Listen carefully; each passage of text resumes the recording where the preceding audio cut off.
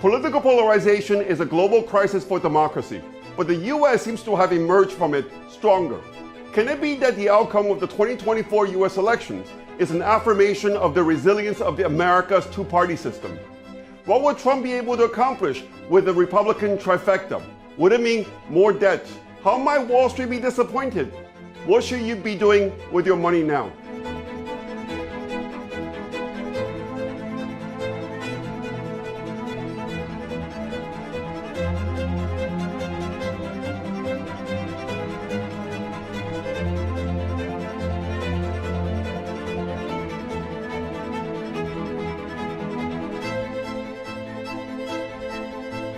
Polarization was the biggest story in 2024.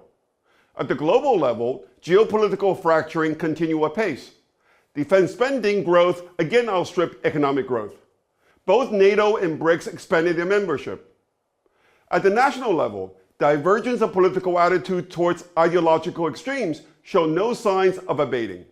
In the latest Unbound G7 political poll survey, only 37% of our respondents in France, Japan, and Italy said that their political beliefs falls in the center on a political belief scale from right to left.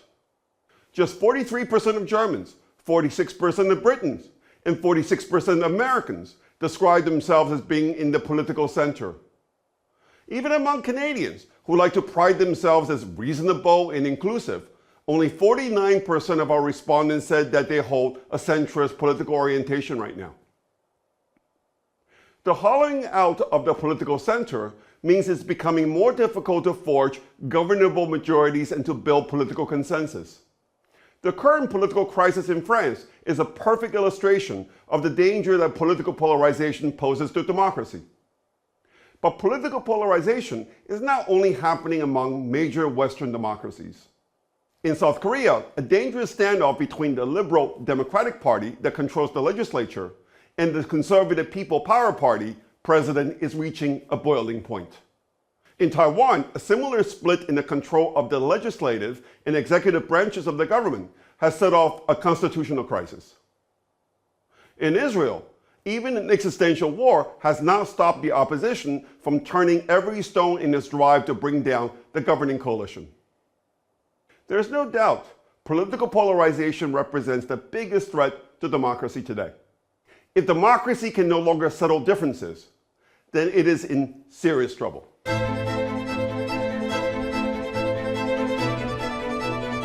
But not all democracies are created equal.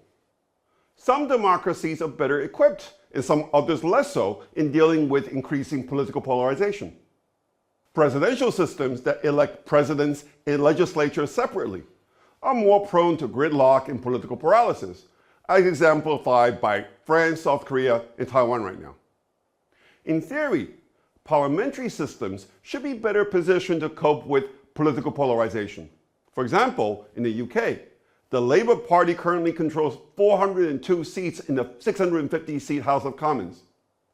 With the next UK general elections to be held not before 2029, if Keir Starmer fails to turn Britain around, he would only have himself and his party to blame. Within parliamentary systems, even without a single party with a controlling majority, smaller parties with enough affinity can form alliances and set up coalition governments. For example, Italy, with a strong center-right alliance, has enjoyed relative political stability, policy predictability, and strong economic performance under the government of Giorgia Meloni.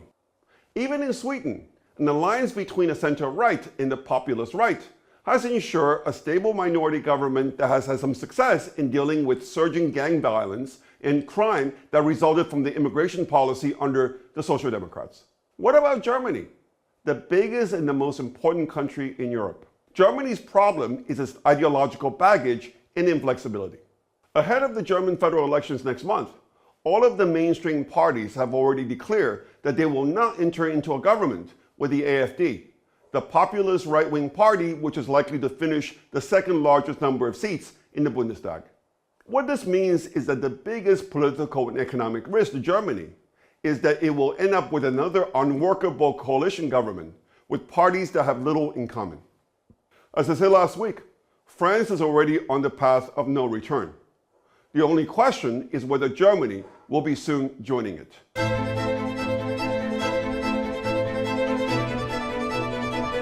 The founding fathers of the United States were deeply distrustful of political factions. Alexander Hamilton called parties the most fatal disease of popular governments. The American Constitution, drafted in 1789, made no mention of political parties. The American two-party system as we know it today began to develop only after the elections of 1824. Today, among major countries besides the US, only Australia's House of Representatives has a two-party system. So do several Canadian provinces like Alberta. Yet, if the 2024 US elections prove anything at all, it is that a two-party system can cope with political polarization relatively well. When there are only two parties to choose from, one party will always end up with more votes, regardless of how close the race may be. Of course, the American system is prone to gridlock. But over the last 20 years, the new president's party has won control of both the Senate and the House in the same election. This means George W. Bush, Obama, Trump 1, and Biden all had a free hand in running the country as they saw fit in the first 2 years of their presidencies. Bush put through big tax cuts, Obama the Affordable Care Act, Trump 1.0 major tax cuts, and Biden the Inflation Reduction Act. All were expensive policy initiatives that helped pile on the debt. With the Republicans once again controlling both the Senate and the House, can we expect the same from Trump 2.0? The market seems to think so, but could it be wrong?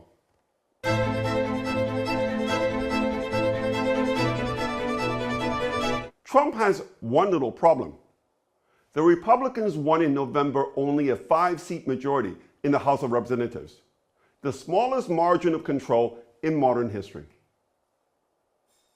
To put that into perspective, the second smallest majority came at the start of the 107th Congress between 2001 and 2003, when Republicans had a 7-seat majority.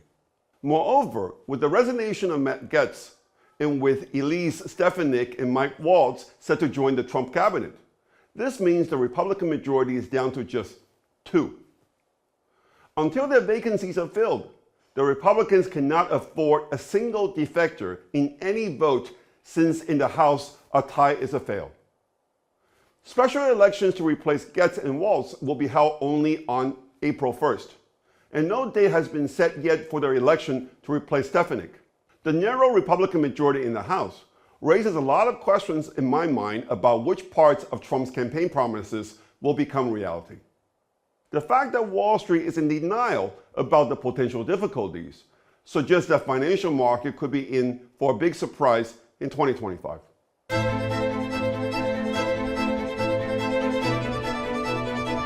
Trump will deliver most of his campaign promises easily. Even with the slim Republican majority in the House, he should have no problem pushing through his border policies, his energy policies, and even rescinding some elements of Biden's Inflation Reduction Act. But my bet is that rolling over his 2017 tax cuts when they expire at the end of this year will be much harder, especially without fiscal offsets.